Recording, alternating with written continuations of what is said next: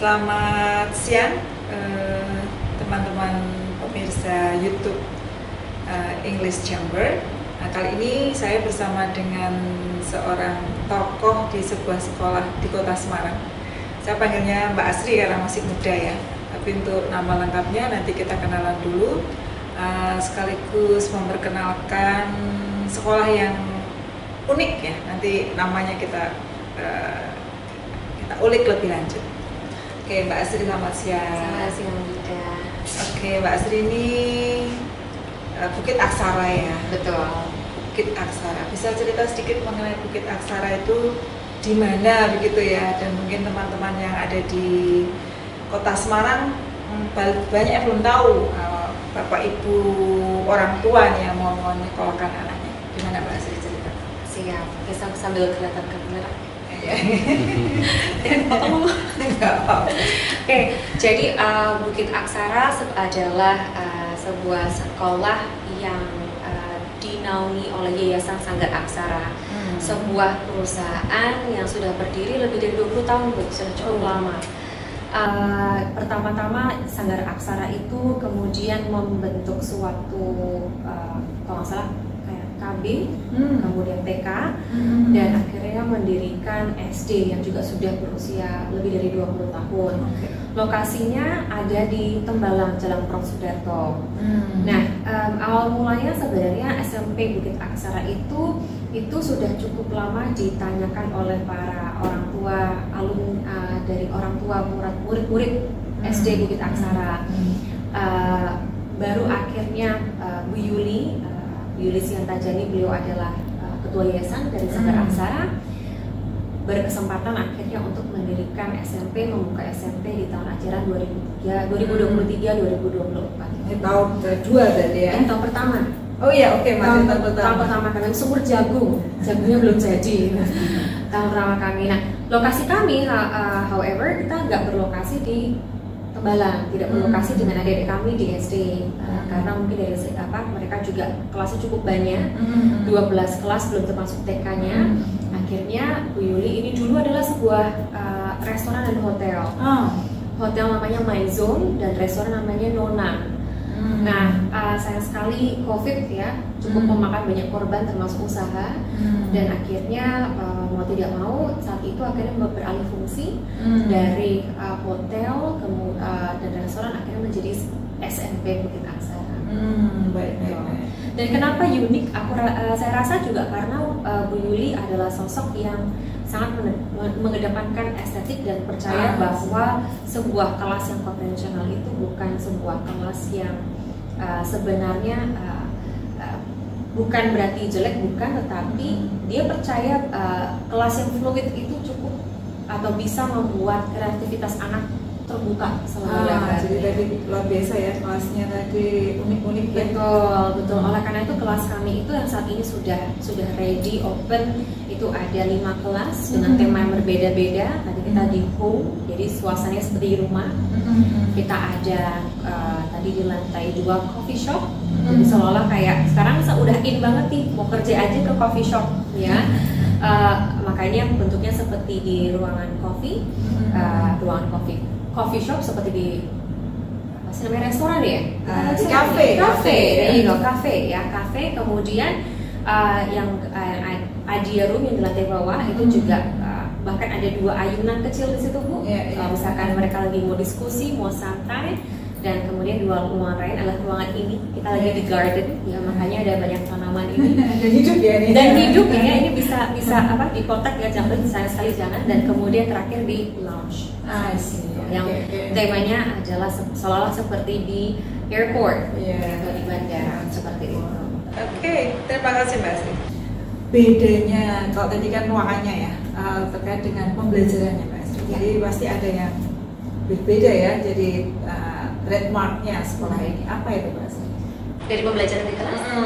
Kalau dari pembelajaran di kelas, tentunya yang membuat kami berbeda adalah dengan suasana yang kelas yang bukan konvensional, memungkinkan kita untuk memiliki pembelajaran yang optimal dari segi pengembangan kreativitas.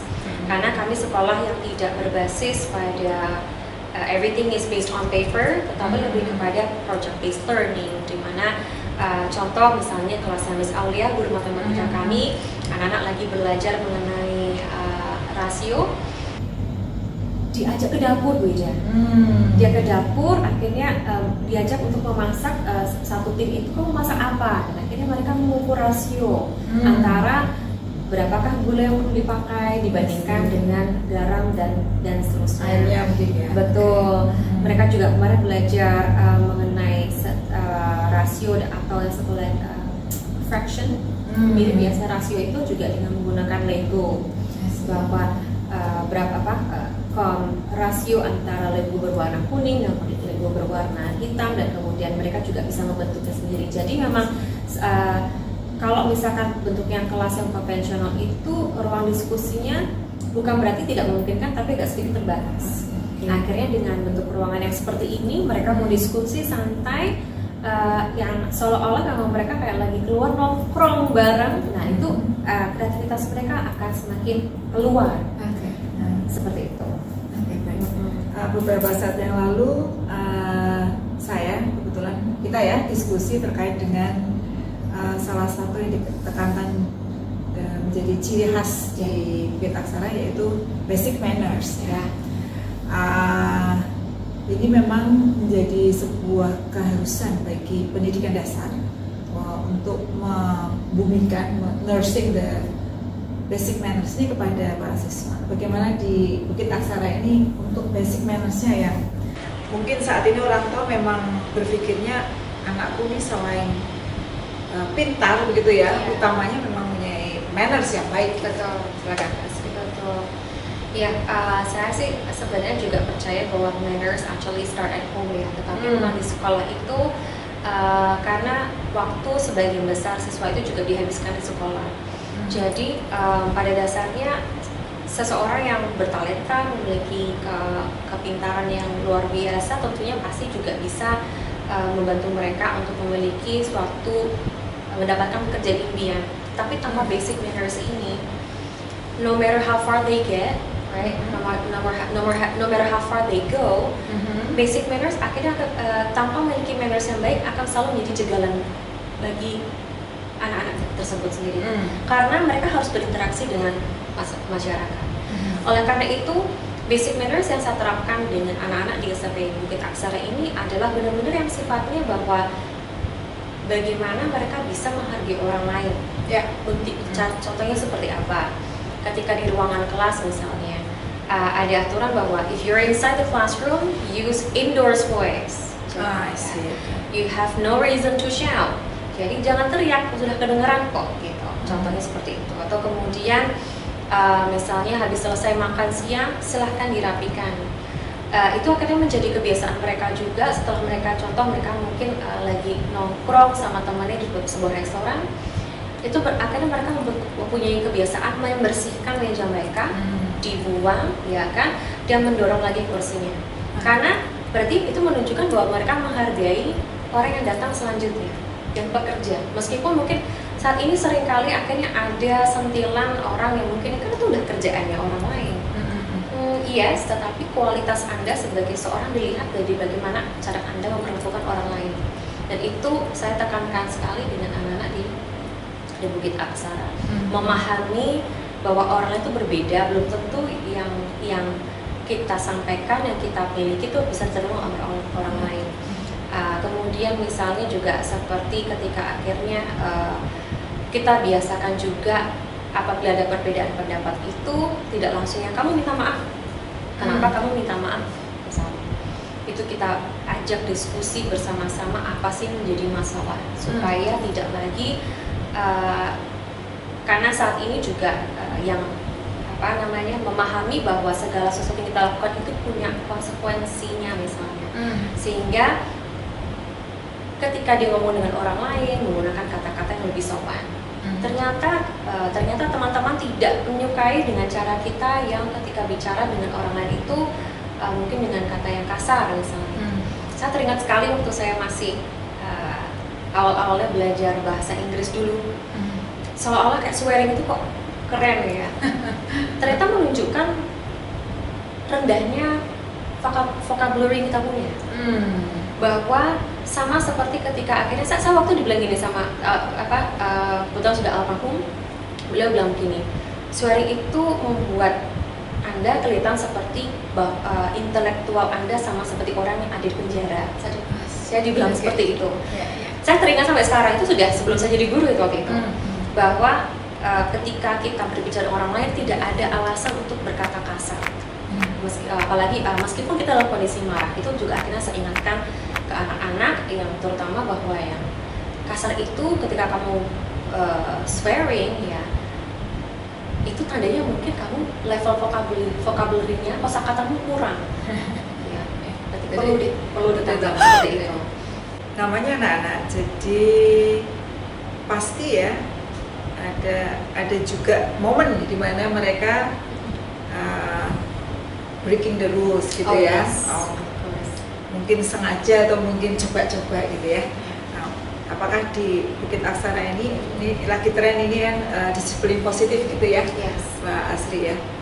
Itu apa yang dilakukan oleh sekolah ya so far terkait dengan mungkin ada pelanggaran yang sudah disepakati dari basic manners yang sudah disepakati bersama tadi, mungkin bagaimana itu penanganannya? Pada dasarnya saya mengajak diskusi dengan anak-anak sebenarnya tidak lama ini ya, bahwa ada halnya yang bagian yang saya masukkan ke dalam kolom merah. Ya, kolom merah itu berarti kolom yang saya tidak akan mentolerir. Sehingga kalau ini sampai akhirnya tidak dilanggar, maka yang terjadi adalah ada namanya SP, surat peringatan. Tapi ini akan saya bahas belakangan. Saya bahas adalah jadi ada lampu merah, kuning, hijau. Nah, yang merah nanti dulu. Sekarang yang di lampu hijau dan lampu kuning ini menyangkut adalah sifat-sifat yang kita bawa kesehariannya. Dimana kalau kita langgar, konsekuensinya otomatis adalah yang mereka rasakan sendiri dalam pergaulan mereka. Dan itu kerap kali orang tidak menyadari bahwa mereka sendiri dalam menjalani konsekuensi. Contoh misalnya, dia kebiasaan suka swearing, ada ya orang ya kadang ketika mungkin merasa bukan karena ingin cool, tapi dia adalah bagaimana dia mengekspresikan dirinya dengan swearing misalnya. Akhirnya ya konsekuensi yang dia terima secara otomatis dari lingkungan adalah menjauh. Betul sekali. Itu akhirnya yang tanpa sekolah pun ikut campur itu terjadi gitu.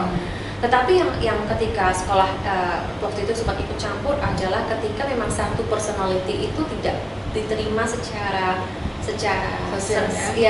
serta-merta dengan teman-temannya, sehingga cukup ada drama di beberapa term kemarin. Tetapi ya akhirnya dan itu memang sebagai sekolah kita wajib evaluasi tiap term. Dan akhirnya evaluasi kemarin akhirnya saya ajak kumpul anak-anak gitu kan, yaitu membahas tadi lampu merah, kuning, hijau tadi.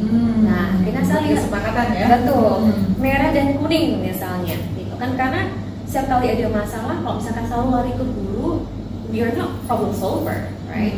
We need to, kita sebagai guru fasilitator, ya kan. Jadi memang yang kemudian kita ajak bicara dengan mereka mengenai apa sih yang sebenarnya baiknya dilakukan ketika sesuatu terjadi dan tidak disenangi oleh teman-temannya.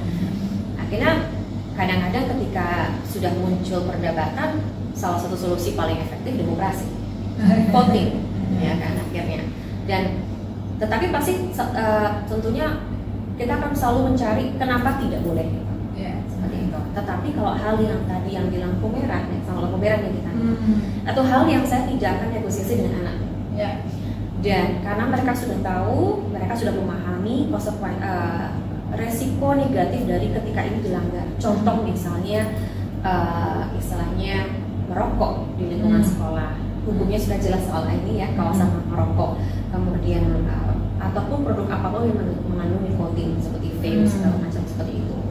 Kemudian yang kedua adalah misalkan bertindak asusila di lingkungan sekolah. Kemudian menggunakan obat-obatan terlarang dan tentunya minum alkohol. Itu sudah hal yang sudah, atau membawa senjata tajam. Nah, itu hal-hal yang sudah pasti tidak kami tolerir di Bukit Aksara. Kalau dilanggar terus gimana, Miss? Jadi tentunya semua ada case by case. Kita nggak bisa seperti matematika, melanggar ini hukumannya ini gitu kan. Semua saat case by case. Contoh misalnya ini ada kasus beberapa waktu yang lalu. Saya tidak bisa menyebutkan nama, mohon maaf Bapak Ibu, tetapi memang kasus ini adalah anak penasaran, penasaran akan sesuatu hal. Normal ya? Betul. Sangat penasaran dan memang kadang-kala mungkin dari namanya orang tua pasti tidak akan pernah mengizinkan anaknya untuk mencoba batu rokok atau vape ya, karena itu sudah 18 ke atas. Tetapi memang yang menjadi garis bawah di sini adalah baik sekolah maupun orang tua sudah mengupayakan supaya penasaran ini dialihkan ke hal yang positif seperti itu. Tetapi kemudian pelanggaran terjadi meskipun tidak di sekolah ya, tapi apapun dilakukan oleh seorang anak ya, meskipun tidak dalam lingkungan sekolah pasti kan membawa nama sekolah ya. Jadi saya harus memberikan dia surat peringatan. Tetapi cuma kasih surat aja surat cinta. Ya, kalau saya lebih percaya pada tadi mungkin disiplin positif itu. Iya. Apapun yang kita lakukan harus ada konsekuensi. Yang sebenarnya bukan kalau secara gamblangnya membuat anak ini jerah. Tapi saya lebih kepada berpikir apa sih bisa memikir kenapa sih anak ini melakukan ini, mencari sebabnya dan mencari tahu bagaimana supaya dia bisa berhenti misalnya. Dan kemudian yang saya terpikirkan adalah pertama anak itu saya kerjakan kerja sosial. Saya mencari panti asuhan terdekat misalnya seperti itu. Saya sempat kepikiran sih Bu sebenarnya, tapi saya nggak yakin akses ke rumah sakit itu cukup bebas. Rumah sakit yang ada hubungannya dengan aktivitas betul misalnya ya, misalnya nah saya ingin melihat bahwa Hmm. sebenarnya segala hal yang kita lakukan itu ada harga yang harus dibayar dan anak-anak memahami itu gitu. Jadi memang setiap kali ada surat peringatan itu ada konsekuensi gitu. Tapi ya sekali lagi pelanggaran yang dilakukan oleh anak ini sebenarnya bukan hal yang meskipun masuk dalam kotak merah, tetapi bukan hal yang besar yang tadi sebutkan di bawah-bawahnya bukan. Tetapi namanya sebagai sebuah sekolah, kami bertanggung jawab untuk melindungi anak-anak kami. Kan? Itu adalah cara kami bagaimana cara supaya dia bisa menghargai orang tuanya, menghargai temannya dan terutama dirinya sendiri. Sampai dia sayang sama dirinya sendiri. Baik, oke. Mbak Sri ini terkait dengan pendidikan ya secara umum di SMP Bukit Aksara, ini SMP Bukit Aksara ya. Itu untuk Mbak Sri nih ke depan apa yang masih ingin diraih di sini ya untuk Bukit Aksara di umur yang 1 tahun tapi ya sudah melewati berbagai hal ya yang akhirnya mendapat kepercayaan dari masyarakat juga. Nah ini apa yang masih ingin diraih? Banyak. Listnya nggak berhenti. Tetapi yang pertama yang saya pernah ungkapkan ini ke anak juga sih. Goalnya saya pribadi sebenarnya kalau mau banyak anak itu mungkin hampir goal setiap sekolah yang memiliki banyak siswa. Tetapi saya lebih berpikir sebenarnya bahwa siswa-siswi yang sudah terdaftar di Bukit Aksara itu mereka lulus dengan selalu membawa bekal kehidupan itu.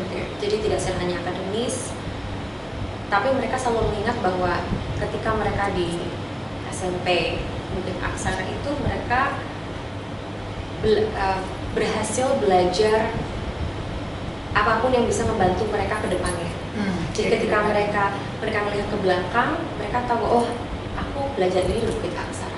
Jadi memang itu yang sebenarnya dari harapan saya bisa seperti itu, bahwa it's more like a long term goal daripada jangka pendek ya. Karena memang sebenarnya apalagi sebagai kepala sekolah itu tanggung jawab untuk mendidik anak menjalankan sebuah sekolah, bagaimana keterlibatan guru dalam kelas, mengupayakan supaya tidak ada yang namanya favoritism, tidak ada yang namanya istilahnya ketika anak tidak merasa seperti di rumah itu tuh ternyata cukup beban. Jadi harapan saya itu adalah ketika anak sudah mulai sudah beranjak dari SMP ini, dia bisa bawa itu ke dalam lembar bukunya, bahwa oh aku dulu kemarin sempat di aksara dan saya belajar banyak di sini. Seperti itu. Ya, terima kasih Mbak Asri. Oke, bincang-bincangnya siang ini sangat berbobot. Jadi kalau saya lihat memang Bukit Aksara ini dari fisik dan dari yang disampaikan Mbak Asri tadi itu sekolah yang homey ya, baik dari fisik maupun dari treatment terhadap siswa sekaligus futuristik. Demikian untuk bincang-bincang siang ini, semoga bermanfaat. Assalamualaikum warahmatullahi wabarakatuh. Selamat siang.